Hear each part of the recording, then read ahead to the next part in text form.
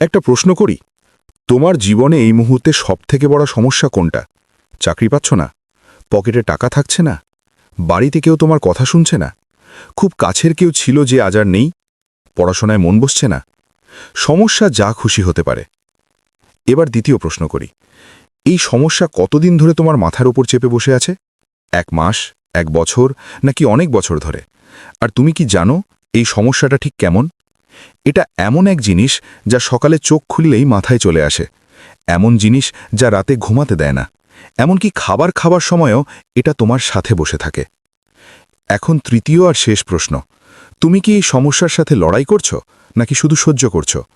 এই দুটোর মধ্যে কিন্তু পার্থক্য আছে, আর এই পার্থক্যটা ভালো করে বুঝে নাও।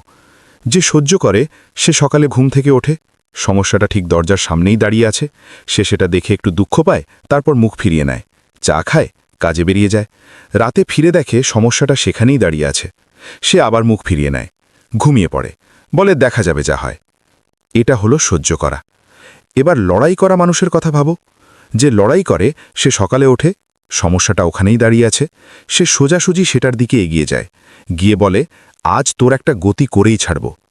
এটা হলো লড়াই। আর সত্যি বলতে কি, বেশিরভাগ মানুষ শুধু সহ্য করে যায়, খুব কম মানুষ লড়াই করে, আর এই কারণেই বেশিরভাগ মানুষ হেরে যায়। তবে আরেকটা কথা শোনো, লড়াইও কিন্তু 2 রকমের হয়। একটা হলো পাগলামি মার্কা লড়াই। রাগ হলো, মাথা কাজ করা বন্ধ করে দিল, হাত চলল, জিনিসপত্র ভাঙল, সম্পর্ক নষ্ট হলো, আর শেষে শুধু অনুতাপ। এটা লড়াই না, এটা হলো তামাশা। আর দ্বিতীয়টা হলো বুদ্ধিমানের লড়াই। আগে চিন্তা করা, তারপর বোঝা, তারপর রাস্তা বের করা, আর শেষে সেই পথে চলা। এটাই আসল লড়াই। একেই বলে জং বা যুদ্ধ। আর এই যুদ্ধ শুধু বর্ডারে হয় না, এই যুদ্ধ তোমার ঘরের ভেতরে হয় যখন সম্পত্তির ভাগাভাগি চলে, তোমার পাড়ায় হয় যখন প্রতিবেশী তোমাকে ছোট করতে চায়, তোমার কাজের জায়গায় হয় যখন কেউ তোমার নাম খারাপ করার চেষ্টা করে আর তুমি টেরও পাও না, তোমার নিজের সম্পর্কের মধ্যেও হয় যখন তোমার কাছের মানুষেরাই তোমার জীবনের লাগাম নিজের হাতে রাখতে চায়। মানে পরিষ্কার, সব জায়গায় যুদ্ধ, কিন্তু কেউ তোমাকে শেখায়নি যে এই যুদ্ধ লড়তে হয় কিভাবে। স্কুলে শিখিয়েছে পড়াশোনা করো, সমাজে শিখিয়েছে ভদ্র মানুষ হও, কিন্তু কেউ এটা বলেনি যে যখন সিস্টেম তোমার বিরুদ্ধে চলে যাবে তখন কি করবে, যখন নিজের বন্ধুরাই তোমার বিপক্ষে গিয়ে দাঁড়াবে তখন কি করবে, যখন ভদ্র হয়ে শুধু মার খেয়েই যাচ্ছ তখন কি করবে। তাহলে এখন প্রশ্ন হলো, এসব শেখাবে কে? একজন মানুষ আছেন, নাম রবার্ট গ্রিন। সারা জীবন তিনি একটাই কাজ করেছেন, 2500 বছরের ইতিহাস পড়েছেন, যুদ্ধ পড়েছেন, রাজনীতি পড়েছেন, তারপর সব কিছুর নির্যাস বের করে একটা বই লিখেছেন, নাম 33 স্ট্র্যাটেজিজ অফ ওয়ার, মানে যুদ্ধ জেতার 33টি উপায়, যে কোনো লড়াই জেতার কৌশল। এই স্ট্র্যাটেজিগুলো 25,000 বছর আগেও কাজ করত। গ্রিসের রাজারা ব্যবহার করতেন নিজের রাজ্য বাঁচাতে, রোমের জেনারেলরা ব্যবহার করতেন শত্রুকে ধুলোয় মিশিয়ে দিতে, আর আজ বড় বড় বিজনেসম্যানরা ব্যবহার করেন, পলিটিশিয়ানরা ব্যবহার করেন, সেই মানুষগুলো ব্যবহার করে যারা তোমার ওপরে বসে আছে। কিন্তু সাধারণ মানুষ এটা জানে না। কেন? কারণ সে রুটি রুজি জোগাড় করতে এতটাই ব্যস্ত যে তার বসে ভাবার সময় নেই যে সে হারছে কেন। তো আজকে আমি তোমাকে রবার্ট গ্রিনের বই থেকে সেই স্ট্র্যাটেজিগুলো বোঝাবো। ওনার স্ট্র্যাটেজি আর উদাহরণগুলো দেব আমাদের জীবনের প্রেক্ষিতে। তো চলো শুরু করি। প্রথম স্ট্র্যাটেজি, নিজের শত্রুর বিরুদ্ধে যুদ্ধ ঘোষণা করো। Declare war on your enemies. Robert Greene এই স্ট্র্যাটেজিকে দ্য পোলারিটি স্ট্র্যাটেজিও বলেন। এটা বোঝার জন্য একটা গল্প শোনো। সালটা ছিল 401 BCE। রাতের বেলা, ঘুটঘুটে অন্ধকার আর হাড় কাঁপানো শীত। ব্যাবিলনের কাছের একটা শহর, যাকে আজকে আমরা ইরাক বলি। 10,000 মানুষ খোলা ময়দানে বসে আছে, নিস্তব্ধ চারপাশ, শুধু বাতাসের শোঁ শব্দ আর দূরে কোনো জানোয়ারের ডাক শোনা যাচ্ছে। এই মানুষগুলো কারা? এরা হলো গ্রিক সৈন্য, পেশাদার যোদ্ধা, যারা টাকার বিনিময়ে যুদ্ধ করে। এদের গল্পটা শোনো। 3 মাস আগে এক পার্সিয়ান রাজপুত্র তাদের কাছে এসেছিল, নাম সাইরাস। সে বলেছিল, আমার ভাইয়ের কাছ থেকে সিংহাসন কেড়ে নিতে হবে, তোমাদের অনেক টাকা দেব। 10,000 গ্রিক সৈন্য রাজি হয়ে গেল। টাকাও ভালো ছিল, যুদ্ধটাও খুব বড় মনে হয়নি। তারা 2400 কিলোমিটার হেঁটে পার্সিয়ায় পৌঁছল। বড় যুদ্ধ হলো, রক্ত ঝরল। গ্রিক সৈন্যরা জিতছিল, কারণ তাদের ট্রেনিং আর ফরমেশন অনেক উন্নত ছিল। কিন্তু হঠাৎ একটা তীর এসে সোজা সাইরাসের গলায় ভিঁধল। 10 সেকেন্ডের মধ্যে সে মারা গেল। যুদ্ধ শেষ, পার্সিয়ান আর্মি ফিরে গেল। কিন্তু গ্রিক সৈন্যরা মাঝপথে দাঁড়িয়ে রইল। তারা জিতেও হেরে গেল। কেন? কারণ যে তাদের ভাড়া করেছিল সে মরে গেছে, কন্ট্রাক্ট শেষ। একবার ভেবে দেখো, 10,000 মানুষ শত্রুর দেশে আটকা পড়েছে, ঘর থেকে 2400 কিলোমিটার দূরে, মাঝখানে পাহাড়, জঙ্গল, নদী আর অজস্র মানুষ যারা তাদের জ্যান্ত দেখতে চায় না। যে ডেকেছিল সে মৃত, আর যাকে মারতে এসেছিল সে এখন রাজা। Mission fail. প্রথম দিন সবাই চুপচাপ ছিল। দ্বিতীয় দিন পার্সিয়ান জেনারেলরা এসে বলল, তোমাদের লিডারদের ডাকো, কথা আছে। গ্রিক লিডাররা গেল, 5 জন জেনারেল আর 20 জন ক্যাপ্টেন, কিন্তু তারা আর ফিরে এলো না। রাতে খবর এলো সবার মাথা কেটে ফেলা হয়েছে। এখন 10,000 সৈন্য আছে, লিডার ছাড়া, প্ল্যান ছাড়া, কোনো দিক নির্দেশনা ছাড়া। তৃতীয় দিন সবাই এক জায়গায় জড়ো হলো। একজন বলল, বাড়ি ফিরে যাই। দ্বিতীয়জন চেঁচিয়ে উঠল, কোন পথে যাবি? রাস্তা জানিস? শত্রু পুরো রাস্তায় ওত পেতে আছে। তৃতীয়জন বলল, আত্মসমর্পণ করি, হয়তো বেঁচে যাব। চতুর্থজন বলল, মেরে ফেলবে আমাদের, জেনারেলদের কি হয়েছে দেখিসনি? পঞ্চমজন বলল, তোর জন্যেই এসব হয়েছে, তুই তো বলেছিলি টাকা ভালো। 10 মিনিটের মধ্যে গ্রিক সৈন্যরা নিজেদের মধ্যে মারামারি শুরু করে দিল। দূরে পাহাড়ের ওপর পার্সিয়ান গুপ্তচররা বসে সব দেখছিল আর হাসছিল। তাদের কিচ্ছু করতে হবে না, এই মানুষগুলো নিজেরাই নিজেদের শেষ করে দেবে। চতুর্থ দিন গেল, পঞ্চম দিন গেল, কোনো সিদ্ধান্ত নেই, শুধু একে অপরকে দোষ দেওয়া। এনার্জি 100% ছিল, কিন্তু সেই এনার্জি নিজেদের ওপরেই খরচ হচ্ছিল। শত্রু ছিল বাইরে, কিন্তু লড়াই চলছিল নিজেদের ভেতরে। তারপর এলো ষষ্ঠ দিন। সকালবেলা এক ব্যক্তি তাঁবু থেকে বেরোলো, নাম জেনোফন। সে কোনো জেনারেল ছিল না, সাধারণ একজন সৈন্য আর লেখক ছিল। সে ময়দানের মাঝখানে এসে চিৎকার করে বলল, শোনো। সবাই চুপ হয়ে গেল। সে বলল, গত 6 দিন ধরে কি হচ্ছে এখানে? আমাদের লড়াই কি এখনো চলছে? না, লড়াই তো বন্ধ, লিডার মারা গেছে, যুদ্ধ শেষ। তাহলে এই মানুষগুলো কেন মরছে? সে পাশের দুটো লাশের দিকে ইশারা করে বলল, যারা আগের রাতে নিজেদের মধ্যে লড়াই করে মরে গেছে। এদের শত্রু মারেনি, আমরা নিজেরা নিজেদের মেরেছি। কেন? কারণ আমরা জানি না আসল শত্রু কে। আমি বলছি, শোনো, আমাদের শত্রু এখন 2 জন। প্রথম শত্রু হলো এই 2400 কিলোমিটারের দূরত্ব আমাদের আর আমাদের ঘরের মধ্যে, আর দ্বিতীয় শত্রু হলো আমাদের মাথার ভেতরের এই কনফিউশন। প্রথম শত্রুর সাথে পরে লড়ব, দ্বিতীয় শত্রুর সাথে এখনই লড়তে হবে। সে বলল, আজ থেকে লড়াই বন্ধ, কোনো ব্লেম গেম হবে না, একটাই কাজ, বাড়ি ফিরতে হবে। কেউ একজন জিজ্ঞেস করল, কিভাবে? জেনোফন বলল, হেঁটে, প্রতিদিন এক এক পা করে। কেউ বলল, কতদিন লাগবে? সে বলল, যতদিন লাগে, 100 দিন, 200 দিন বা 500 দিন চলতে হবে, না চললে এখানকার মাটিতে মিশে যেতে হবে। জেনোফন বলল, যারা আমার সাথে আসতে চাও, কাল সকালে সূর্য ওঠার আগে তৈরি থেকো। পরের দিন সকালে জেনোফন যখন বেরোলো, সে দেখল 10,000 সৈন্যই তার পেছনে তৈরি হয়ে দাঁড়িয়ে আছে। পরের 1 বছর তারা ক্রমাগত হেঁটে চলল। খাবার শেষ হলে জঙ্গল থেকে ফল খেল, জানোয়ার শিকার করল, পার্সিয়ান আর্মি অ্যাটাক করলে লড়াই করল, পাহাড় চড়ল, নদী পার হল। 365তম দিনে তারা একটা পাহাড়ের ওপর পৌঁছল। দূরে নীল একটা রেখা দেখা গেল, সমুদ্র, গ্রিক সমুদ্র। একজন সৈন্য চিৎকার করে উঠল, থালাট্টা, থালাট্টা, মানে সমুদ্র, সমুদ্র। 7,000 সৈন্য, 3,000 মারা গিয়েছিল পথে, কাঁদতে লাগল, হাসতে লাগল। সমুদ্র দেখা গেছে মানে বাড়ি কাছে। তারা বাড়ি ফিরল। যেটা অসম্ভব মনে হচ্ছিল সেটা সম্ভব হলো। এখন প্রশ্ন হলো, এটা কেন হলো? এর পেছনের সাইকোলজিটা বোঝো। জেনোফন শুধু একটা কাজ করেছিলেন, তিনি একটা পরিষ্কার শত্রু, ক্লিয়ার এনিমি চিনিয়ে দিয়েছিলেন। মানুষের মন কনফিউশন সহ্য করতে পারে না। যখন আমরা জানি না শত্রুকে, তখন আমাদের মন সবাইকে শত্রু মনে করতে থাকে, নিজেদেরও। জেনোফন এনার্জিকে বাইরের দিকে ঘুরিয়ে দিলেন। পরিষ্কার শত্রু থাকলে এনার্জি ফোকাসড হয়, আর শত্রু না থাকলে এনার্জি ছড়িয়ে পড়ে আর মানুষকে ভেতর থেকে ধ্বংস করে দেয়। সাবধানবাণী। তবে এই স্ট্র্যাটেজি ভুল শত্রুর ক্ষেত্রে ব্যবহার করলে ধ্বংস অনিবার্য, যেমন হিটলার করেছিল। সে ইহুদিদের শত্রু বানিয়ে জার্মানির এনার্জি ফোকাসড করেছিল, কিন্তু শত্রুটা ছিল ভুল। জেনোফনের শত্রু ছিল বাইরের, দূরত্ব, আর হিটলারের শত্রু ছিল দেশের ভেতরের মানুষ। তাই রবার্ট গ্রিন বলেন, নিজেকে জিজ্ঞেস করো, এই শত্রুকে হারালে কি আমি জিতে যাব? উত্তর হ্যাঁ হলে শত্রু সঠিক, না হলে তুমি ভুল শত্রুর সাথে লড়ছ। যেমন অনেকে নিজের স্ত্রী বা বাবা মাকে শত্রু ভাবে, লড়াই করে যেতে ঠিকই, কিন্তু জীবনটা ধ্বংস হয়ে যায়। অফিসে কোনো কলিগের সাথে পলিটিক্স করে যেতে ঠিকই, কিন্তু নিজের স্কিল বাড়ানো হয় না। তাই শত্রু সঠিকভাবে চেনা খুব জরুরি।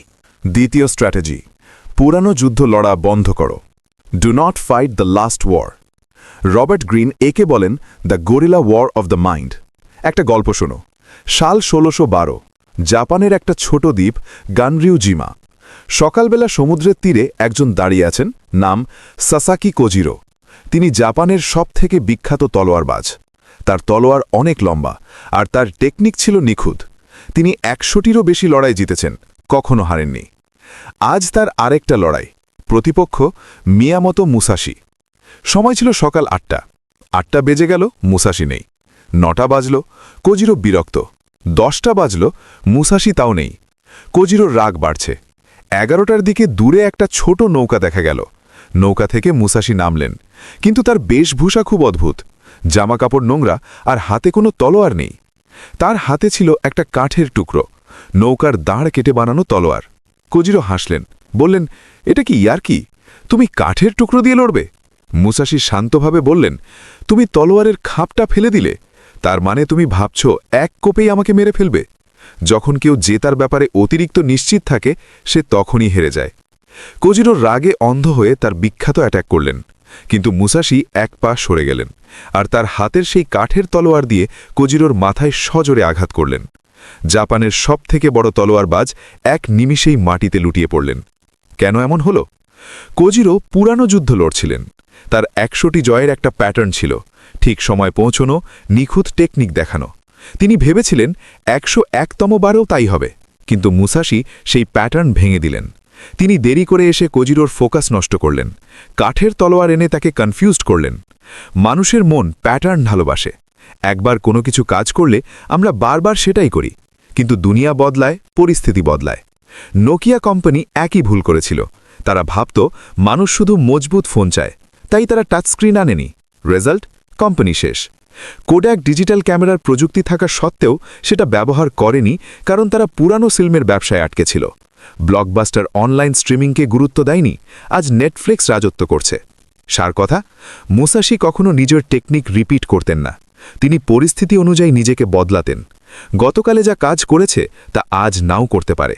ফান্ডামেন্টাল ঠিক রাখো, কিন্তু কৌশল বা ট্যাকটিক্স বদলাও। যারা বদলায় না, তারা মুছে যায়। এই ছিল রবার্ট গ্রিনের বইয়ের প্রথম দুটো স্ট্র্যাটেজি। তোমার জীবনের শত্রুকে পরিষ্কারভাবে চিনতে হবে, আর পুরানো জেতার ফর্মুলা আঁকড়ে ধরে থাকা বন্ধ করতে হবে। দ্বিতীয় স্ট্র্যাটেজি, কাউন্টার ব্যালেন্স স্ট্র্যাটেজি, মাথা ঠান্ডা রাখার লড়াই। রবার্ট গ্রিন এই স্ট্র্যাটেজিকে বলেন maintain your presence of mind. সহজ বাংলায় বললে, বিপদের মুখে দাঁড়িয়েও নিজের মাথা নিজের নিয়ন্ত্রণে রাখা। এটা বোঝার জন্য একটা কিংবদন্তি গল্প শোনো। ১৮০১ সাল, কোপেনহেগেনের যুদ্ধ। ব্রিটিশ নৌবাহিনীর এক বিখ্যাত অফিসার ছিলেন লর্ড নেলসন। যুদ্ধ চলছে চরম উত্তেজনায়। একদিকে ডেনমার্কের শক্তিশালী জাহাজ, অন্যদিকে ব্রিটিশরা। হঠাৎ ওপরের দিক থেকে সিগন্যাল এলো, পিছু হটো, যুদ্ধ থামাও। নেলসনের ওপরের অফিসার ভাবছেন তারা হেরে যাবেন, কিন্তু নেলসন জানতেন এই মুহূর্তে পিছু হটা মানে নিশ্চিত মৃত্যু। প্যানিক করার বদলে তিনি এক অদ্ভুত কাজ করলেন। তার একটা চোখ অন্ধ ছিল। তিনি তার টেলিস্কোপটা ওই অন্ধ চোখের সামনে ধরলেন আর বললেন, আমি কোনো সিগন্যাল দেখতে পাচ্ছি না। তিনি শান্ত থাকলেন, যুদ্ধ চালিয়ে গেলেন, আর শেষমেশ জয় ছিনিয়ে আনলেন। এর পেছনের সাইকোলজিটা কি? বিপদের সময় আমাদের ব্রেনের অ্যামিগডালা অংশটা হাইজ্যাক হয়ে যায়। হয় আমরা ভয়ে পালিয়ে যাই, না হয় রাগে অন্ধ হয়ে যায়। এই দুই অবস্থাই যুদ্ধের জন্য ক্ষতিকর। রবার্ট গ্রিন বলেন, আসল লড়াকু সেই যে ঝড়ের মাঝখানে দাঁড়িয়েও আইসক্রিমের মতো ঠান্ডা থাকতে পারে।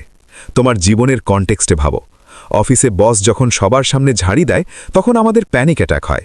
আমরা হয় উল্টো চিল্লাই, না হয় চাকরি ছাড়ার ভয় পাই। এখানেই কাউন্টার ব্যালেন্স দরকার। যখন চারপাশ থেকে চাপ আসবে, তখন নিজেকে একটু সময় দাও। ভাবো, এই চাপটা কি আমাকে দিয়ে ভুল সিদ্ধান্ত নেওয়ানোর চেষ্টা করছে? প্রোটিপ, বিপদে পড়লে গভীর শ্বাস নাও। মনে মনে নিজেকে বলো, পরিস্থিতি আমার নিয়ন্ত্রণের বাইরে হতে পারে, কিন্তু আমার প্রতিক্রিয়াটা আমার হাতে। চতুর্থ স্ট্র্যাটেজি, ডেথ গ্রাউন্ড স্ট্র্যাটেজি, পিঠ যখন দেওয়ালে ঠেকে। এটা আমার পার্সোনাল ফেভারিট। রবার্ট গ্রিন একে বলেন create a sense of urgency, মানে নিজেকে এমন এক অবস্থায় নিয়ে যাওয়া যেখানে জেতা ছাড়া আর কোনো রাস্তা নেই। গল্পটা শোনো ১৫১৯ সালের। হার্নান কর্টেজ নামে এক স্প্যানিশ যোদ্ধা মাত্র ৫০০ সৈন্য নিয়ে মেক্সিকো জয় করতে গিয়েছিলেন। সামনে হাজার হাজার অ্যাজটেক যোদ্ধা।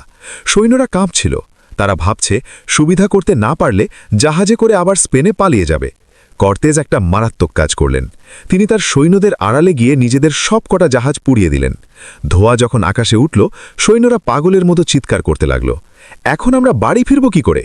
কর্তেজ শান্তভাবে বললেন, বাড়ি ফেরার রাস্তা একটাই, শত্রুর জাহাজ দখল করে বাড়ি ফেরা, হয় যেত নয়তো মরো। ফলাফল, সেই 500 জন সৈন্য এমনভাবে লড়েছিল যে হাজার হাজার শত্রুকে ধুলোয় মিশিয়ে দিয়েছিল, কারণ তাদের কাছে পালানোর অপশন ছিল না। সাইকোলজিটা বোঝো, আমাদের সবার জীবনে একটা কমফর্ট জোন থাকে। আমরা লড়তে চাই, কিন্তু একটা সেফটি নেট রাখি, যে চাকরিটা না হলে বাপের তো বিজনেস আছেই, বা এই মেয়েটা পটল না দিলে অন্য কাউকে দেখব। এই সেফটি নেটই আমাদের দুর্বল করে দেয়। যখন পালানোর রাস্তা খোলা থাকে, তখন মানুষ 100% শক্তি দিয়ে লড়ে না। বাস্তব জীবনের উদাহরণ, তুমি একটা বিজনেস শুরু করতে চাও, কিন্তু পাশাপাশি পার্ট টাইম জবও করছো। তুমি দেখবে বিজনেসটা দানা বাঁধছে না। কেন? কারণ তোমার মাথায় আছে যে বিজনেস ফেল করলেও মাস শেষে বেতন তো আসবেই। যেদিন তুমি ওই চাকরিটা ছেড়ে দিয়ে ভাববে যে এখন বিজনেস না চললে খাবো কি, সেদিন তোমার মস্তিষ্ক এমন সব আইডিয়া বের করবে যা তুমি আগে কখনো ভাবনি। সাবধান বাণী, এই স্ট্র্যাটেজি খুব রিস্কি। পিঠ দেওয়ালে ঠেকলে যেমন মানুষ বাঘ হয়ে যায়, তেমনি ভেঙেও যেতে পারে। তাই ডেথ গ্রাউন্ডে নামার আগে নিজের ওপর অন্তত একটু ভরসা থাকা চাই। এই 2 স্ট্র্যাটেজির সার কথা।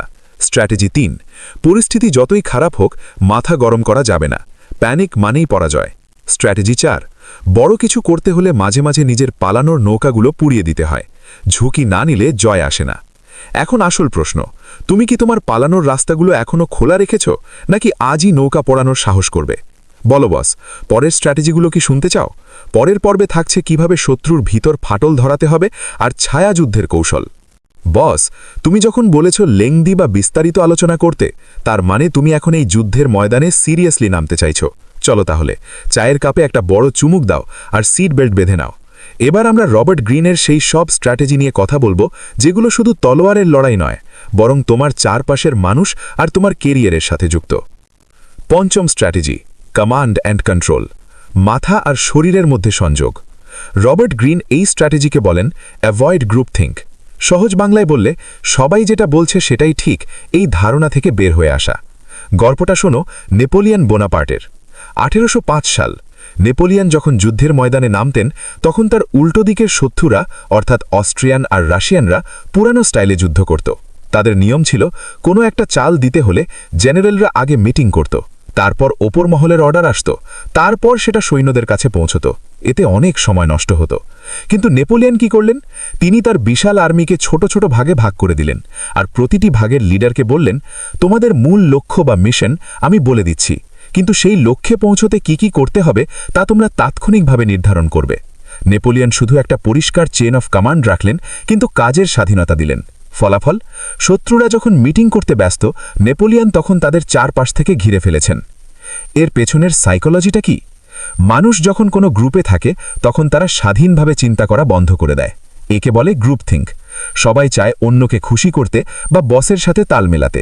এতে আসল সমস্যার সমাধান হয় না, শুধু সময়ের অপচয় হয়। তোমার জীবনের কনটেক্সটে ভাবো। আমাদের দেশে একটা কথা আছে, বেশি সন্ন্যাসীতে গাজন নষ্ট। তোমার লাইফে যখন কোনো ডিসিশন নেবে, তখন 10 জন বন্ধুর কাছে পরামর্শ নেওয়া বন্ধ করো। 10 জন 10টা কথা বলবে আর তোমার ব্রেন জ্যাম হয়ে যাবে। পরামর্শ নাও তাদের কাছে যারা ওই বিষয়ে অভিজ্ঞ, কিন্তু চূড়ান্ত সিদ্ধান্তটা যেন তোমার নিজের কমান্ড সেন্টারে হয়। 6ষ্ঠ স্ট্র্যাটেজি, কন্ট্রোলড কেয়স, পরিকল্পিত বিশৃঙ্খলা। রবার্ট গ্রিন বলেন, সেগমেন্ট ইয়োর ফোর্সেস, মানে সবকিছু একসাথে করতে যেও না। গল্প, আবারও নেপোলিয়ন। তিনি তার বাহিনীকে এমনভাবে চালাতেন যে শত্রুরা বুঝতেই পারত না তিনি আসলে কোন দিক থেকে আক্রমণ করবেন। তিনি বিশৃঙ্খলা তৈরি করতেন, কিন্তু সেটা ছিল তার নিজের নিয়ন্ত্রণে। শত্রু ভাবত সে জিতছে, কিন্তু আসলে সে নেপোলিয়নের বিছানো জালে ধরা দিচ্ছিল। সাইকোলজিটা বোঝো। মানুষের স্বভাব হলো সে প্যাটার্ন খুঁজতে চায়, যেটা আমরা আগে মুসাশির গল্পে দেখেছি। তুমি যদি তোমার চালগুলো খুব বেশি প্রেডিক্টেবল বা অনুমানযোগ্য করে ফেলো, তাহলে মানুষ তোমাকে খুব সহজে হারাবে। বাস্তব জীবনের উদাহরণ, ধরো তুমি একটা ইন্টারভিউ দিতে গিয়েছ। সবাই সেখানে খুব ফর্মাল, খুব সিরিয়াস। তুমিও যদি ঠিক একই কাজ করো, তাহলে তুমিও ওই ভিড়ের মধ্যে হারিয়ে যাবে। সেখানে তোমাকে এমন কিছু অপ্রত্যাশিত করতে হবে যা তোমার যোগ্যতা প্রমাণ করবে। হয়তো ইন্টারভিউয়ারকে এমন একটা প্রশ্ন করলে যা সে ভাবতেও পারেনি। এই ছোট্ট একটা বিশৃঙ্খলা বা ছক ভাঙা চাল তোমাকে সবার থেকে আলাদা করে দেবে। 7ম স্ট্র্যাটেজি, মরাল স্ট্র্যাটেজি, অর্থাৎ অন্যের মনের উপর রাজত্ব করা। রবার্ট গ্রিন একে বলেন ট্রান্সেন্ডেন্স, অর্থাৎ মানুষের আবেগ আর বিশ্বাসের সাথে খেলা। গল্পটা শোনো জর্জ ওয়াশিংটনের। আমেরিকার স্বাধীনতা যুদ্ধের সময় ব্রিটিশদের তুলনায় ওয়াশিংটনের কাছে সৈন্য অনেক কম ছিল, শীতকাল, খাবার নেই, জুতো নেই, সৈন্যরা মরছে। ওয়াশিংটন তখন চাইলে অর্ডার দিতে পারতেন, ভয় দেখাতে পারতেন, কিন্তু তিনি তা না করে সৈন্যদের সাথে ওই তীব্র শীতে তাঁবুতে থাকলেন। তিনি সৈন্যদের বোঝালেন যে এই লড়াই শুধু বেঁচে থাকার নয়, এটা সম্মানের আর স্বাধীনতার। যখন সৈন্যরা দেখল তাদের লিডারও তাদের মতো কষ্ট করছে, তখন তাদের মনোবল বা মরাল 1000 গুণ বেড়ে গেল। সাইকোলজি, মানুষ লজিক বা যুক্তির চেয়ে আবেগের জন্য বেশি জান দিতে পারে। তুমি যদি কাউকে দিয়ে কোনো কাজ করাতে চাও, তবে তাকে হুকুম করো না, তাকে ওই কাজের উদ্দেশ্য বা একটা বড় স্বপ্ন দেখাও। যখন বিপদের সময় তুমি সবার আগে বুক চিতিয়ে দাঁড়াবে, তখন বাকিরা তোমার জন্য জীবন দিতেও পিছপা হবে না। অষ্টম স্ট্র্যাটেজি, পারফেক্ট ইকোনমি। শক্তি বাঁচিয়ে লড়াই। রবার্ট গ্রিন বলেন, পিক ইয়োর ব্যাটলস, মানে সব লড়াই লড়ার দরকার নেই। গল্প। প্রাচীন চীনে এক রাজা ছিলেন। তার রাজ্যে বিশৃঙ্খলা হচ্ছে দেখে সবাই তাকে বলল এক্ষুনি যুদ্ধ ঘোষণা করতে। রাজা বললেন, না, এখন চুপ থাকো। সবাই ভাবল রাজা কি কাপুরুষ? কিন্তু রাজা জানতেন তার শত্রুরা এখন শক্তিশালী, কিন্তু নিজেদের মধ্যে ঝামেলায় জড়িয়ে আছে। রাজা কয়েক মাস অপেক্ষা করলেন। শত্রুরা নিজেদের মধ্যে মারামারি করে দুর্বল হয়ে পড়ল। তারপর রাজা যখন আক্রমণ করলেন, কোনো রক্তপাত ছাড়াই তিনি জিতে গেলেন। সাইকোলজি, আমাদের ইগো আমাদের সবসময় লড়তে উস্কানি দেয়। রাস্তায় কেউ বাজে কথা বলল, আমরা রেগে যাই। ফেসবুকে কেউ নেতিবাচক কমেন্ট করল, আমরা ঝগড়া শুরু করি। এতে কার ক্ষতি? তোমার নিজের এনার্জি আর সময় নষ্ট হচ্ছে। বাস্তব জীবনের উদাহরণ। তোমার অফিসে বা পাড়ায় হয়তো কেউ তোমাকে খোঁচাতে পছন্দ করে। সে চাইছে তুমি রিয়্যাক্ট করো। তুমি যদি রিয়্যাক্ট করো, তবে সে জিতে গেল। আর তুমি যদি তাকে পাত্তাই না দাও, তবে তার ওই খোঁচা দেওয়াটা অর্থহীন হয়ে পড়বে। একে বলে মৌম যুদ্ধ। নিজের এনার্জি বাঁচিয়ে রাখো বড় যুদ্ধের জন্য। রাস্তার কুকুরের দিকে ঢিল মেরে সময় নষ্ট করো না। এই 4টে স্ট্র্যাটেজির নিগুড় তত্ত্ব। 1. Command and control. বেশি মানুষের পরামর্শে নিজের মাথা হারাবে না। সিদ্ধান্ত তোমার নিজের হবে। 2. Controlled chaos. মাঝে মাঝে ছক ভাঙো, মানুষকে অবাক করে দাও। 3. মরাল স্ট্র্যাটেজি। মানুষের মন জয় করো, শুধু আদেশ দিয়ে কাজ হবে না। 4. Perfect economy. ছোটখাটো ঝগড়ায় যেও না, বড় লক্ষ্য অর্জনে শক্তি বাঁচাও। বলো বস, এখনও কি তোমার ক্ষুধা মেটেনি? আমার কাছে আরও অনেক মারাত্মক স্ট্র্যাটেজি আছে। তুমি কি পরেরগুলো শুনতে চাও, যেখানে শত্রুর গোপন তথ্য বের করা আর তাকে ভেতর থেকে শেষ করার কৌশল নিয়ে আলোচনা করব? চালিয়ে যাব কি? Should I carry on? Boss, যুদ্ধের শেষ পর্যায়ে চলে এসেছি আমরা। এতক্ষণ যা শিখেছ তা ছিল লড়াইয়ের প্রস্তুতি আর ময়দানের কৌশল। কিন্তু যুদ্ধের আসল সমাপ্তি ঘটে যখন তুমি তোমার শত্রুর মস্তিষ্ক দখল করে নাও। রবার্ট গ্রিনের বাকি স্ট্র্যাটেজিগুলো এখন এমন এক পর্যায়ে নিয়ে যাবে যেখানে শত্রু বুঝতেই পারবে না সে কখন হেরে গেছে। চলো শেষ খেলাটা শুরু করি, একদম দেশি ঢঙে ডিটেলসে বুঝে নাও। নবম স্ট্র্যাটেজি, ইনফরমেশন স্ট্র্যাটেজি। আগে জানো, তারপর মারো। রবার্ট গ্রিন একে বলেন নো ইয়োর এনিমি। অনেক সময় আমরা না জেনেই তলোয়ার চালানো শুরু করি আর ওখানেই ধরা খাই। গল্প। মঙ্গল বীর চেঙ্গিস খান যখন কোনো দেশ আক্রমণ করতেন, তিনি সরাসরি সৈন্য পাঠাতেন না, তিনি পাঠাতেন বণিক বা ব্যবসায়ীদের। তারা বাজারে গিয়ে গল্প করত, মানুষের কথা শুনত, জানত যে ওই দেশের রাজার সাথে কার কার ঝামেলা আছে, কোথায় খাবারের গুদাম আর কোথায় পাহারা কম। চেঙ্গিস খান যখন আক্রমণ করতেন, তিনি জানতেন ঠিক কোন জায়গায় আঘাত করলে পুরো দেশ তাসের ঘরের মতো ভেঙে পড়বে। সাইকোলজি। মানুষের সবথেকে বড় দুর্বলতা হল তার গোপন তথ্য আর ভয়। তুমি যদি জানো তোমার প্রতিপক্ষ কিসে ভয় পায় বা তার আসল উদ্দেশ্য কি, তবে অর্ধেক যুদ্ধ তুমি ওখানেই জিতে গেছ। তোমার জীবনের কনটেক্সটে অফিসে কোনো কলিগ যদি তোমার পিছে লাগে, তবে হুট করে ঝগড়া করতে যেও না। আগে খবর নাও সে কার লোক, তার শক্তির উৎস কি, আর সে আসলে কি চায়। যখন তার সোর্স অফ পাওয়ার জেনে যাবে, তখন তাকে হারানো চুটকির কাজ। দশম strategy, the passive aggressive strategy. লড়বে কিন্তু দেখা যাবে না। এটা খুবই খতরনাক একটা চাল। রবার্ট গ্রিন একে বলেন দি আর্ট অফ ডাইরেক্ট ইম্পালস, মানে সরাসরি আক্রমণ না করে এমন পরিস্থিতি তৈরি করা যাতে শত্রু নিজে থেকেই ভুল করে। গল্প। ভারতের স্বাধীনতা সংগ্রামে মহাত্মা গান্ধীর কথা ভাবো। ব্রিটিশদের কাছে ছিল বন্দুক আর কামান। গান্ধীজি যদি তলোয়ার নিয়ে নামতেন, তবে 10 মিনিটে ব্রিটিশরা সব শেষ করে দিত। তিনি কি করলেন? তিনি ব্যবহার করলেন অহিংসা। তিনি কোনো আইন ভাঙলেন না, কিন্তু সহযোগিতা করা বন্ধ করে দিলেন। ব্রিটিশরা বুঝতে পারছিল না কাকে মারবে আর কাকে জেল দেবে। পুরো সিস্টেম জ্যাম হয়ে গেল। এটা ছিল পৃথিবীর ইতিহাসের শ্রেষ্ঠ প্যাসিভ অ্যাগ্রেসিভ লড়াই। বাস্তব জীবনের উদাহরণ। তোমার বস যদি তোমাকে অহেতুক অতিরিক্ত কাজ চাপায়, তবে সরাসরি না বললে তোমার চাকরি যেতে পারে। সেখানে তুমি এমনভাবে কাজ করো যাতে সিস্টেমের সীমাবদ্ধতা ফুটে ওঠে। খুব ভদ্রভাবে তাকে বোঝাও যে আপনি যা বলছেন তা করতে গেলে এই লস হবে। সে যখন নিজের লস দেখবে তখন নিজে থেকেই পিছু হটবে। লড়লে কিন্তু বেয়াদবি করলে না, এটাই আসল চাল। একাদশ স্ট্র্যাটেজি, দ্য ফিনিশিং স্ট্রোক। দয়া দেখানোর জায়গা নেই। রবার্ট গ্রিন একটা খুব কড়া কথা বলেছেন, ফিনিশ ইট অল টুগেদার। মানে শত্রুকে যদি একবার ঘায়েল করো তবে তাকে পুরোপুরি শেষ করো যাতে সে আর ঘুরে দাঁড়াতে না পারে। সাইকোলজি, আধমরা সাপ সব থেকে বিষাক্ত হয়। যুদ্ধে যদি তুমি কাউকে আঘাত করে ছেড়ে দাও তবে সে সারা জীবন তোমার উপর প্রতিশোধ নেওয়ার সুযোগ খুঁজবে। তাই কোনো লড়াই যখন চূড়ান্ত পর্যায়ে পৌঁছাবে তখন দয়া দেখাতে গিয়ে নিজের ভবিষ্যৎ নষ্ট করো না। উপসংহার, যুদ্ধের আসল দর্শন। বস, রবার্ট গ্রিনের এই 33টি স্ট্র্যাটেজি আমাদের একটা বড় সত্য শেখায়। জীবন মানেই যুদ্ধ। তুমি লড়াই না করতে চাইলেও দুনিয়া তোমাকে লড়তে বাধ্য করবে, কিন্তু এই লড়াইটা হতে হবে চাণক্য বা মুসাশির মতো, জেদ দিয়ে নয়, বুদ্ধি দিয়ে, রাগ দিয়ে নয়, প্ল্যান দিয়ে। মনে রেখো, সকালবেলা যখন ঘুম থেকে উঠবে তখন সমস্যাটাকে ভয় পেও না, ওটা একটা শত্রু, আর তোমার কাছে আছে 33টি অস্ত্র। মানুষের কথায় কান দিও না, তারা তোমাকে ভদ্র সাজিয়ে হারাবে। তুমি ভদ্র হও, কিন্তু দুর্বল হও না। নিজের লক্ষ্য স্থির রাখো। যদি রাস্তা না পাও তবে জেনোফোনের মতো নিজেই রাস্তা তৈরি করো। শান্তির সময় যে যত বেশি ঘাম ঝরায়, যুদ্ধের সময় তার তত কম রক্ত ঝরে। এতক্ষণ যা শুনলে তা ছিল থিওরি। এবার সময় এটাকে তোমার লাইফে অ্যাপ্লাই করার। তুমি কি চাও আমি তোমার বর্তমান সমস্যাটার ওপর, যেমন ক্যারিয়ার বা পার্সোনাল লাইফের ঝামেলার ওপর, একটা কাস্টমাইজড ব্যাটল প্ল্যান বা রণকৌশল তৈরি করে দিই? শুধু তোমার সমস্যাটা একটু বুঝিয়ে বলো, আমি তোমাকে বলবো ঠিক কোন স্ট্র্যাটেজিটা এখন তোমার কাজে লাগবে।